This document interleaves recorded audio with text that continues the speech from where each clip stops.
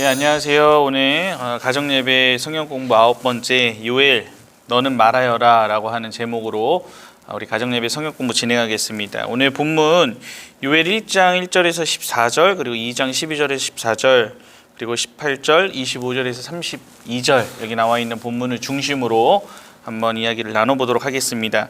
오늘 포인트에 대해서 한 문장이 나와 있는데요. 포인트를 좀 더 구체적으로 요약하자면 회개에 관한 메시지입니다. 오늘 회개가 무엇이고 그리고 어떠한 모습이 나타나야 하는지 오늘 본문의 내용을 중심으로 살펴보도록 하겠습니다. 물론 메시지 좌표를 보면 아시듯이 선지자 요엘의 사역에 대해서 살펴볼 것이고요.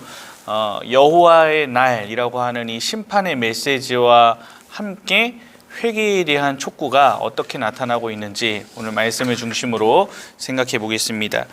64페이지 보면은 메뚜기가 다 먹어치울 거야 라고 하는 소제목에서 알 수 있듯이 여호와의 날로 나타난 하나님의 심판이 이 메뚜기를 통해서 재앙이 닥치게 됨을 알 수가 있습니다. 이것은 요엘의 시대에 전례 없는 재앙이 유다 땅을 덮치게 될 것을 말씀을 통해서 증거하고 있는데요. 어떤 재앙이냐? 메뚜기 때. 말씀드렸듯이 메뚜기 때인데 말씀을 좀 더 구체적으로 보면은 요엘 1장 1절에 4절 마지막 절에 이렇게 나와 있습니다. 팥중이가 남긴 것을 메뚜기가 먹고 메뚜기가 남긴 것을 느치가 먹고 느치가 남긴 것을 황충이 먹었도다 라고 하고 있는데 팥중이, 느치, 어린 메뚜기를 표현한다. 그리고 성숙하지 못한 메뚜기를 의미한다. 그리고 메뚜기과의 곤충이다. 이런 식으로 다 이해를 하시면 될 것 같고요. 마지막 황충이라고 하는 것은 메뚜기과 곤충인데 우리나라 말로 번역되기 전에 히브리어의 단어를 살펴보면은 먹어치우다 라고 하는 뜻이 있습니다. 즉 어마어마한 재앙이 이 메뚜기를 중심으로 이 땅에 나타날 것임을 여호와의 날이라고 하는 심판의 때를 통해서 드러나고 있는 것을 살펴볼 수가 있는 것이죠. 요엘은 백성에게 이 엄청난 사실을 알려주고 있는 것입니다. 여호와의 날에 이러한 심판이 있을 것이다.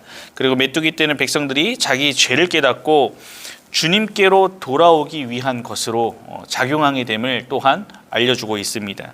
이러한 메뚜기 때의 재앙, 그 아래 보면 질문이 나와 있는데 성경 또 어디에서 확인할 수가 있나요? 우리가 대표적으로 출애굽, 이스라엘의 출애굽을 할 때 그 재앙에 있어서 8번째 재앙이 메뚜기 때의 재앙임을 또 우리가 알고 있죠. 그런데 이후의 시대에 또 이러한 메뚜기가 또 이스라엘을 심판하게 됨을 요엘 선지자를 보내서 말씀하시는 장면을 볼 수가 있는 것입니다. 그렇다면 왜 메뚜기를 보냈느냐? 회개하라는 것입니다. 회개. 이 회개가 무엇이냐? 알짬고리 99번을 보면 나와 있죠. 회개는 하나님의 은혜로운 구원의 부르심에 대한 응답이다라고 설명을 하고 있습니다. 하나님께서 우리에게 깨닫게 하시고 또한 하나님께서 회개하게 하시는 것입니다. 그래서 반응이 어떻게 나타납니까? 자기 죄에 대한 진정한 슬픔, 그리고 자기 죄에서 돌이켜서 그리스도께로 나아가는 모습, 그리고 지속적인 변화와 변혁을 이루는 삶이 그 안에서 나타날 때 이것이 바로 진정한 회개의 모습이다라고 볼 수가 있는 것이죠. 오늘 요엘 선지자는 백성들에게 이러한 회개를 촉구하고 있는 것입니다. 그래서 소제목 두 번째, 그만 죄짓고 돌아와, 이런 연결선상에서 살펴볼 수가 있는 것이죠. 요엘 시대의 하나님은 백성들에게 죄짓기를 멈춰라 라고 말씀하시는 것뿐만 아니라 기쁨과 만족의 유일한 참 근원이신 하나님께로 돌아오라고 말씀하고 있는 것이다. 즉 두 가지 포인트, 죄에서 멈추고 또한 그 죄에서 돌이킬 것을 명하고 계시다는 것이죠. 회개라고 하는 것이 바로 이러한 특성을 가지고 있는 것입니다. 알짬교를 통해 살펴봤듯이 단순히 그 자리에서 더 안 하고 멈춰 있는 것이 아니라 하나님의 뜻대로 돌이키는 것까지, 이것까지가 바로 진정한 회개의 모습임을 알아야 합니다. 그러면서 말씀하시죠. 그날에 내 영을 부어주리라.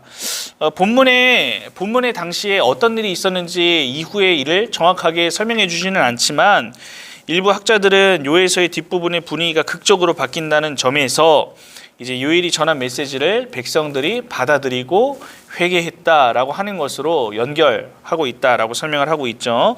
2장에서는 회복에 대한 하나님의 약속이 즉각적으로 성취됨을 또한 볼 수가 있습니다. 요엘 2장 12절에서 14절의 말씀을 보면은 아까 말했던 회개에 관한 원리가 나타나 있어요. 내게로 돌아오라 하셨으니 너희는 옷을 찢지 말고 마음을 찢고 너희 하나님 여호와께로 돌아올지어다. 돌아오라라고 하는 말씀이 나타나고 있습니다. 회개의 특징을 두 가지로 다시 한번 정의해 보자면, 회개란 행동으로 표현되는 마음의 행위라고 정의를 할 수가 있어요. 행동으로서 나타나는 마음의 행위. 또한 회개는 은혜롭고 긍휼이 많으신 하나님께서 받으신다는 것을 알아야 합니다. 우리가 회개할 때 그것이 그냥 공허 속의 메아리처럼 울리는 것이 아니라 하나님께서 우리의 회개를 반드시 들으시고 응답해 주신다라고 하는 것. 그렇기 때문에 우리는 우리의 죄를 하나님 앞에 고백하는 일이 중요하다라고 하는 것까지 생각해 볼 수가 있습니다. 이것을 그리스도와의 연결, 다음 페이지 보면은 뭐라고 정리하고 있습니까? 오늘날 우리 또한 여호와의 날을 고대하며 살고 있다라고 하고 있죠. 최후 심판의 날을 우리가 고대하면서 살아가고 있습니다. 근데 인간의 죄에 대한 하나님의 인내가 영원히 지속되지는 않는다. 즉 마지막 때에 하나님의 심판이 임할 것이고, 그게 하나님의 인내의 끝, 그리고 모든 것이 구속사의 완성이 되는 그 날을 가리키고 있음을 기억해야 한다라고 하고 있죠. 이때에 우리의 모습이 어때야 할 것인가, 우리가 지금까지 살아온 모습이 과연 어떤 모습으로 남아 있을 것인가에 대해서 예수 그리스도의 복음 메시지를 내가 어떻게 대했는지, 내 행동에 대해서 책임져야 할 날이 다가오고 있다. 우리는 믿고 있지만, 그리고 우리는 구원받았지만, 심판의 때에 여호와의 그 마지막 날에 우리가 하나님께서 먼저 맡겨주신 복음의 메시지를 나는 어떻게 생각하고 대하고 있었는지, 이거를 증거하는 삶을 하나님 앞에서 온전히 감당하며 살아가고 있었는지, 이것을 목적하며 살고 있었는지, 오늘 여러분의 모습은 어떠하십니까? 이것에 대해서 생각해 보시고 권면해 주시고 마무리를 하시면 될 것 같습니다. 즉 우리는 하나님의 심판은 피할 수 없는 실제, 하나님의 심판이 분명히 있을 것이다. 이 때문에 하나님의 사랑에 관해 말하기는 좋아하면서도 하나님의 죄 심판에 관해 말하는 것을 주저하는 그리스도인이 돼서는 안 된다. 하나님의 사랑과 여러 가지 속성이 있지만 그것만을 이야기하고 성경에서 증거하는 심판에 대한 메시지는, 그리고 너가 죄인이다라고 하는 메시지를 내 주변 사람들한테 전하기를 주저하는 이러한 모습이 우리들에게 있어서는 안 된다는 것이죠. 여호와의 날이 도래했음을 알고 우리 또한 그 마지막 때의 심판의 메시지를 증거하는 삶을 살아야 함을 기억해야 합니다.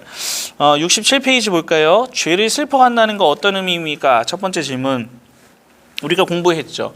죄를 지은 것에 대해 마음이 아파서 또한 행동의 변화가 뒤따르는 것, 그리고 이것이 죄를 슬퍼한다는 것의 의미다. 그리고 마음과 행동으로 회개하는 것이 왜 중요할까? 회개는 옷을 찢거나 금식하는 행동으로만 들어가는 것이 아니라, 그것만으로만 나타나는 것이 아니라 옛 습관과 태도에서도 돌아서야 한다. 우리가 잘못된 습관이 있다면 하나님 앞에서 죄를 저지르고 있던 그 모습 가운데서 돌이켜야만 한다. 또한 그동안 잘못했던 사람들에게 적극적으로 용서를 구하는 모습이 나타나야 한다. 삶의 양식이 변화해야 한다. 이런 것을 통해서 마음과 행동으로 회개하는 모습인 것이고, 이러한 모습이 우리 신자들의 삶 가운데서 매우 중요하다라고 하는 것을 기억하시고 가르쳐 주시면 되겠습니다. 우리 68페이지 볼까요? 생각. 요엘 1장 1절에서 14절은 창조 세계를 다스리시는 하나님의 통치가, 그리고 통치가 나타나는데 삶의 가장 세밀한 것까지 적극적으로 하나님께서 간섭하심을 알게 된다라고 합니다. 하나님께서 모든 것을 통치하시고 우리의 삶 가운데 직접적으로 찾아오셔서 간섭하시고 섭리해 나가신다는 것이죠. 이것을 어떤 말씀과 연결하고 있습니까? 신약의 예수님께서 아무것도 염려하지 말라라고 하는 말씀과 연결지어서 설명하고 있어요. 왜 염려하지 않을 수 있는 근거가 되는 것입니까? 전능하신 그 하나님께서 그 능력 가운데에 우리의 삶의 세세한 부분 하나하나까지 간섭하시고 섭리해 나가시기 때문에 우리는 염려하지 않고 살아갈 수 있는 존재, 그리고 이것 가운데 위로와 힘을 얻고 살아갈 수 있게 됨을 생각할 수가 있는 것이죠. 다음 마음 볼까요? 요엘 시대의 이스라엘 백성들의 죄처럼 우리의 죄도 실제적이고 비통한 결과를 초래하기 때문에 우리 역시 죄에 대한 회개, 그리고 이 죄에 대해서 믿지 않는, 복음을 접하지 못한 사람들에게 증거하며 살아가는 일은 매우 중요하다. 마지막 행동, 하나님의 모든 족속 방언 민족의 사람들을 찾으십니다 라고 하는 말씀. 하나님께서 이 땅에 오시는 최후 심판의 날은, 그 마지막 날은 구속사 완성의 그 날, 하나님께서 구원하시기로 작정한 자가, 택한 백성이 충만해지는 그날에 오심을 깨닫고 우리 역시 이 땅에서의 남겨진 역할을 온전히 감당해야 한다. 회개의 메시지를 선포해야 한다. 심판의 메시지를 선포해야 한다라고 하는 것으로 정리를 해볼 수가 있겠습니다. 예, 오늘 구가 요엘의 말씀은 여기서 마치도록 하겠습니다. 예, 감사합니다.